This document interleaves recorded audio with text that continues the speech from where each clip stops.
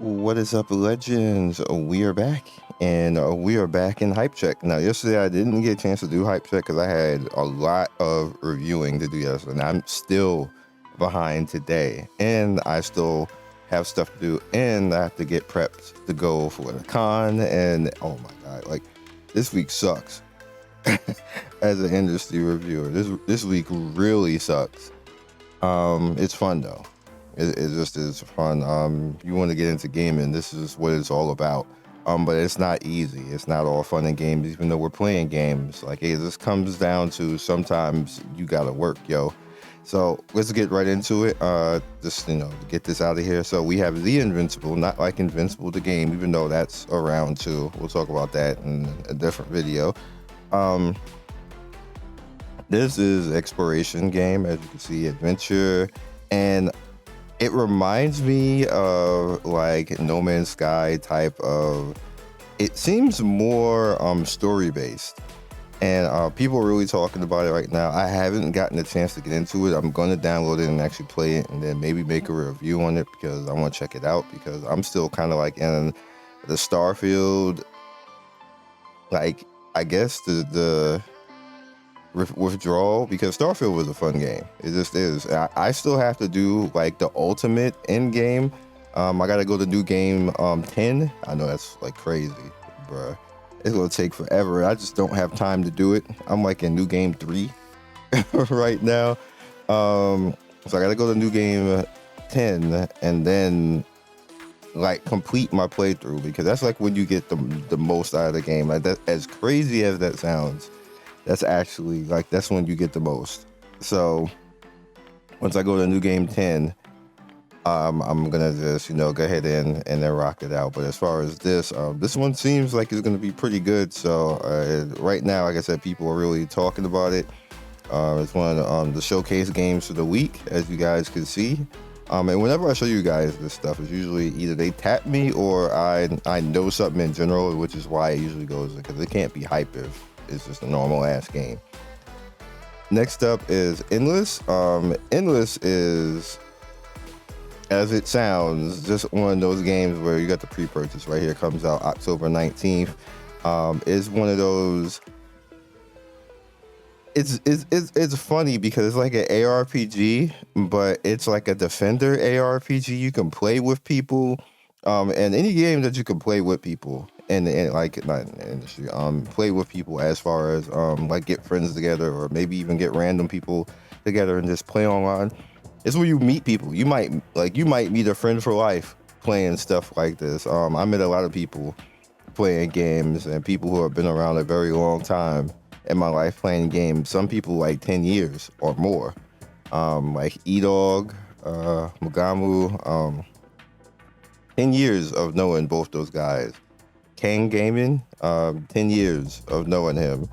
And other people like long periods. These are people who, like, I would, if I get married again, I would invite them to the wedding, that type of stuff. And like, these types of games are the things like where you like the person came in, come to help her, like, hey yo, we over here, we gotta live, yo.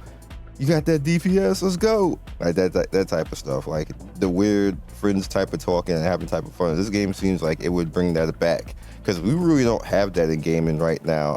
Gamers don't focus on that anymore. They just want you to just come in, be casual, win, and go away.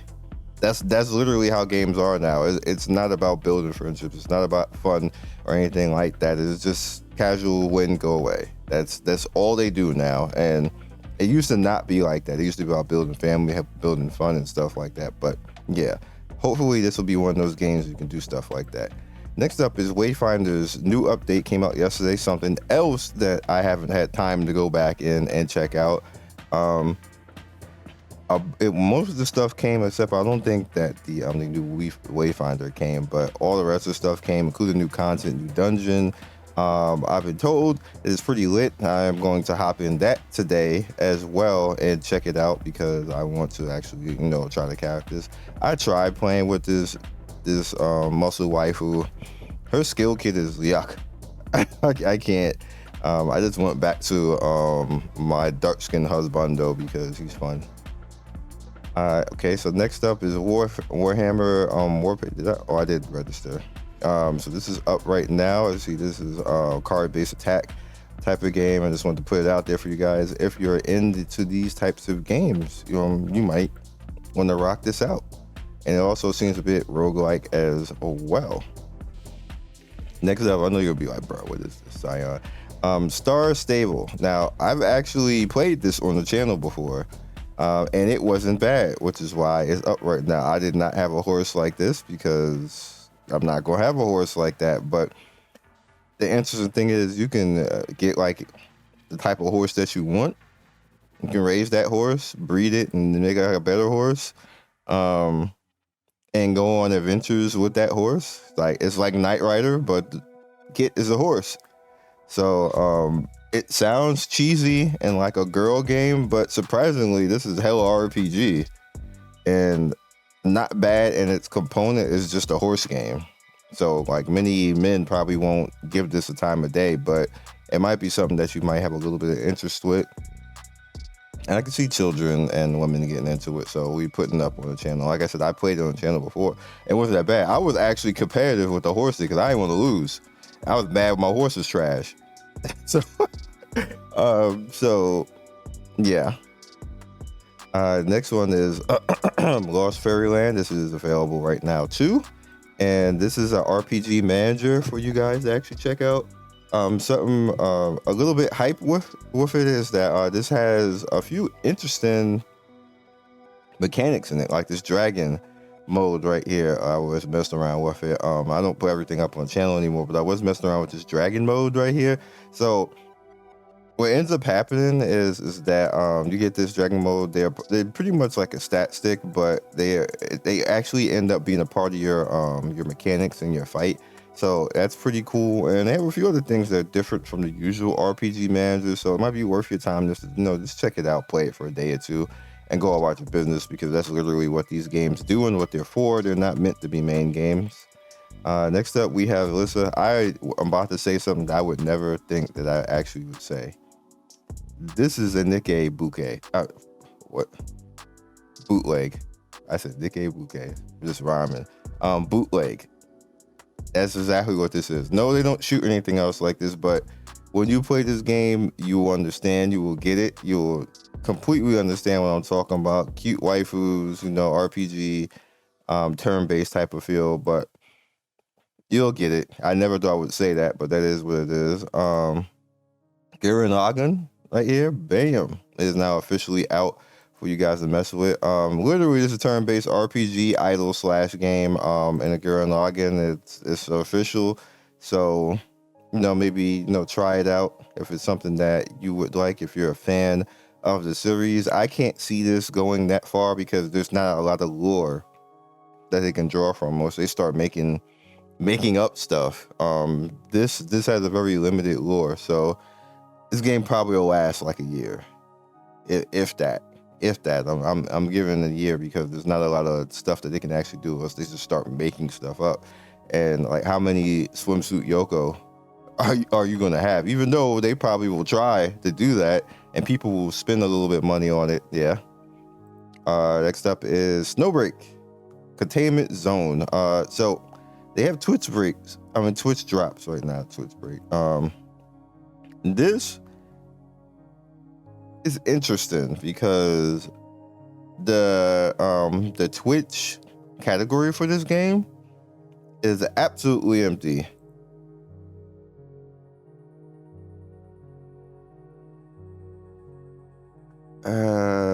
Let's see here.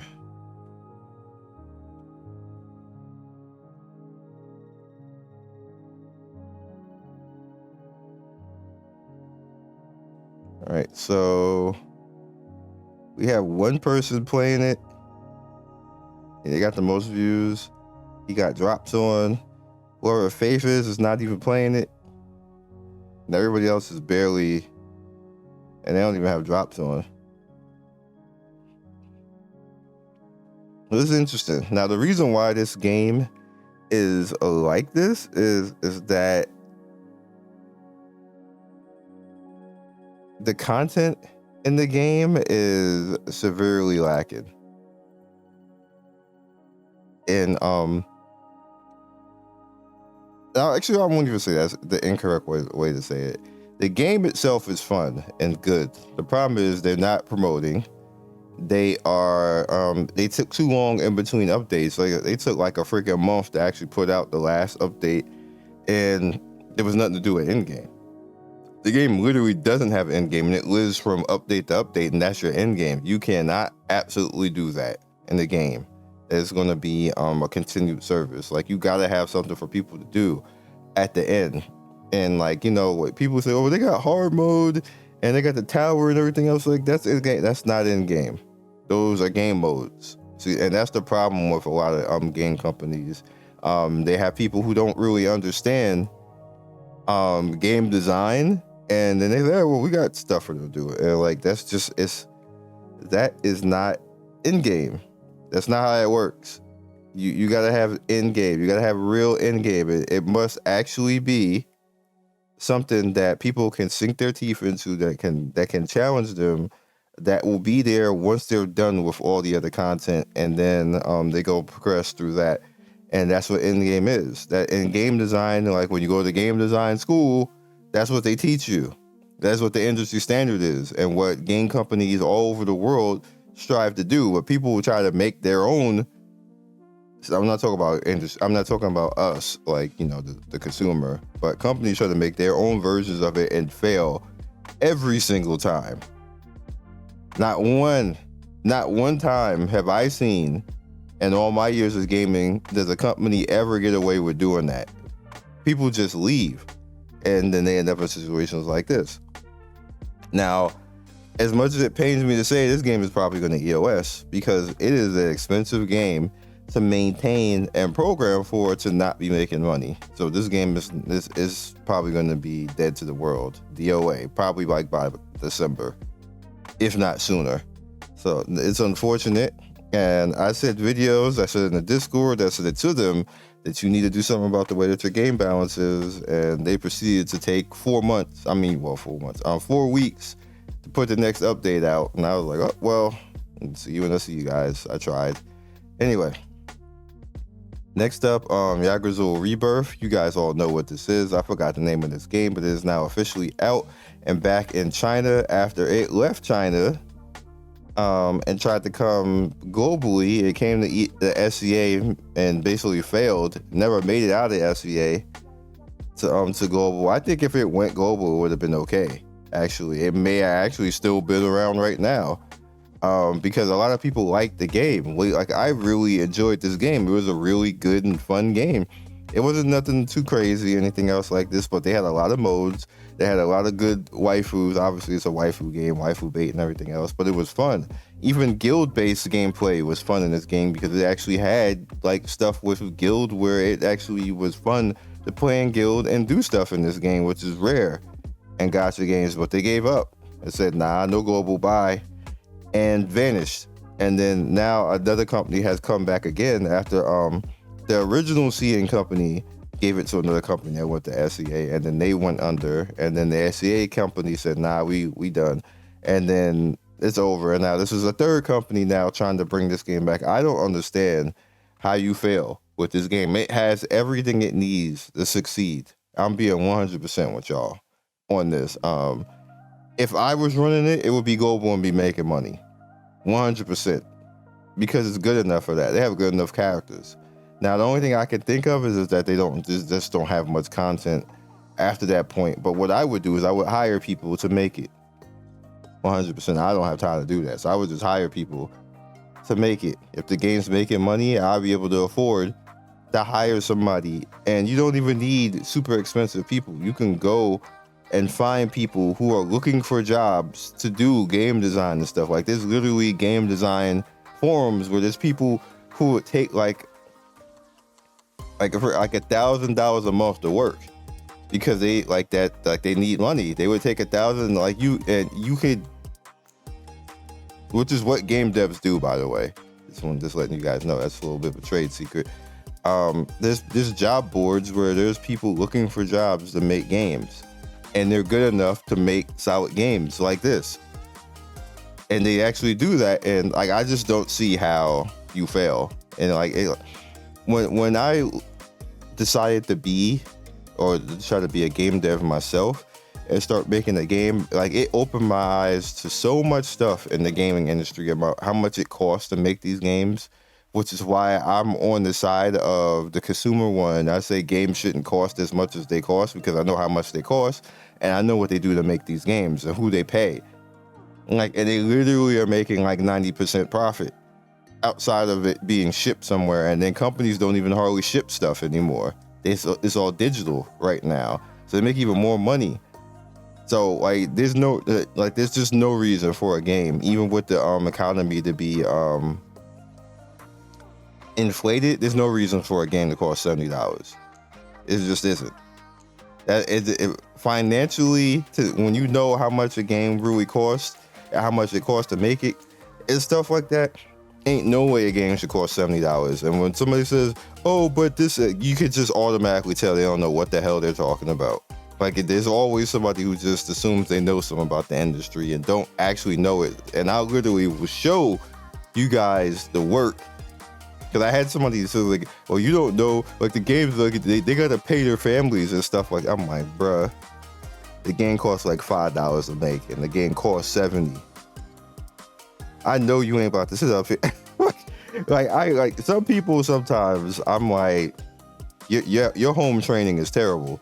But last one, but certainly not least. I'm not kidding when I say a game will cost $5 and then they'll charge $70. That I'm really not kidding, because labor is not in that. People think labor is actually in the cost of a game. It's not. That's what they are. That's something completely different outside of what the cost of the game is. Because obviously people need to be paid for labor. That's just not financially a part of it. So people think because somebody is like a game dev or a programmer, oh, the programmers, they make like $50,000, $100,000 a year. They gotta pay them. No, they don't. No, they don't. It's on contract basis. And this is a big AAA company making something like Final Fantasy or something like that. They don't make that much money. That's a falsehood right there. The same way people thought VAs make a lot of money, and now that everybody's understanding that VAs don't make a lot of money, and it's really a ripoff. Like they get pennies, which is why. And then you have the writers, which you just found out, they get pennies.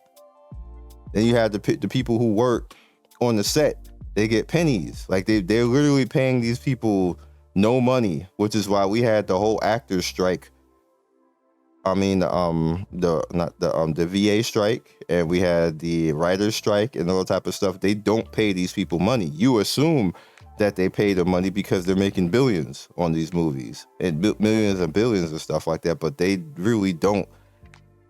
And the same thing goes with in gaming. It's just not talked about right now. The same way that we're gonna get to this game in a second. The same way that you see these guys who play esports. You think the people who play esports make a lot of money. They don't get paid a lot of money.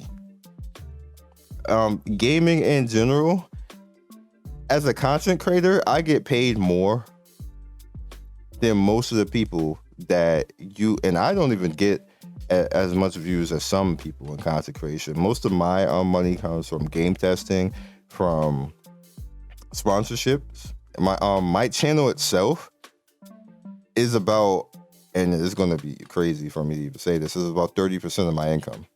My YouTube channel is 30% of my income. The other 70% is actually because the channel exists, because of sponsorships, because of me game testing and giving my feedback and input that literally never becomes a video. I get paid for stuff like that, and then I'll do a video on it, and then, which is a little bit a thing, and I like to tell you guys, by the way, this game is awesome. That's why it's the HypeCheck.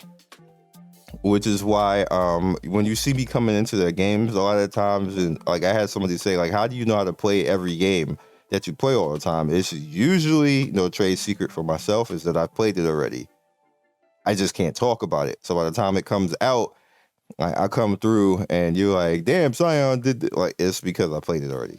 PC wise, mobile, it doesn't really work like that. Mobile, they don't trust people like that. But yeah, like they don't pay these people a lot of money to make these games. So please don't be sitting out here thinking that they struggling. They ain't struggling, yo. And don't be in the comment section of people videos talk about they gotta pay their families and like, bro, if you don't shut up, like you don't know what you're talking about. If you don't, never be that guy. Community, never be that guy. 100%. Just being real with you right now. They ain't struggling. The games cost pennies to make, and they're making like 500-600% profit on it. There is never any game that needs to cost $70 ever. So getting on to Stride, this game, as you guys can see, like with the videos that was playing, this might be our next hype that came out of nowhere. I just was made aware of this game about 2 or 3 days ago. When I was doing the last HypeCheck, I literally got the email talking about this after I made the video, and I was looking at my email to see if I could do anything else for the next day, but then I ended up getting busy with all types of reviewing stuff. But there's a lot of hype on this.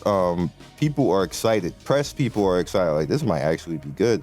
And I had a friend who he's literally working for a major press that he was like, dude, like, this game looks awesome. Like the stuff they want to do. Now the problem is they're trying to do this on mobile as well, and that ain't gonna work out. Like this is the Steam version, obviously, right now, but they're trying to do it on mobile, and I'm into this. I'm playing on the Steam. I am not doing this on mobile because it is not going to work like this. It's going to lag. Your controls is going to be delayed and ass and everything else. The main thing I am looking forward to this one is the fact that it has it has movement and it has mechanics on you hitting things. Like, look, like stuff reacts to you hitting it, and that's usually always a problem in mobile games. That like you hit stuff and it looks like your characters are hitting cotton candy and it doesn't look realistic. This looks like stuff that you are hitting something in this game, and I'm for it. Please do stuff like this. Like, let's have at it, please. So that's all I got for you guys this week. That was hype. That's hype. Watch HypeCheck. That's all I got for you guys. Actually, that is right. This is the last HypeCheck for this week, because it's Monday through Thursday, and I do apologize. Yesterday I was just busy. I have a ton of stuff to actually do and review, so definitely you're gonna see stuff. There was a lot of updates, a lot of good games. I got stuff to do with Star Rail. I got stuff to do with Aether Gazer. I got stuff to do with still Astra. I still got stuff to do in that game. That game is amazingly fun. We're about to get Executioner soon as well. Wayfinder, we got stuff to do in that. Epic 7 just put something out, so I want to check that out. I don't think I'm actually going to do it though. I think that's about it. Everything else is kind of like mid-cycle and probably updated next week. However, Ever Crisis, next update is about to come out in about 10 hours. So we're going to have more Ever Crisis, even though I'm not doing a lot of that right now because there's just really nothing to do besides the Sephiroth stuff, and we already talked about that already. So there's no reason to keep going in on that. So that is all we got for the week in HypeCheck. Thank you guys for watching. Definitely look out for this one. Add it to your wish list. Matter of fact, click. And yeah, so I'll see you guys soon and have a good day.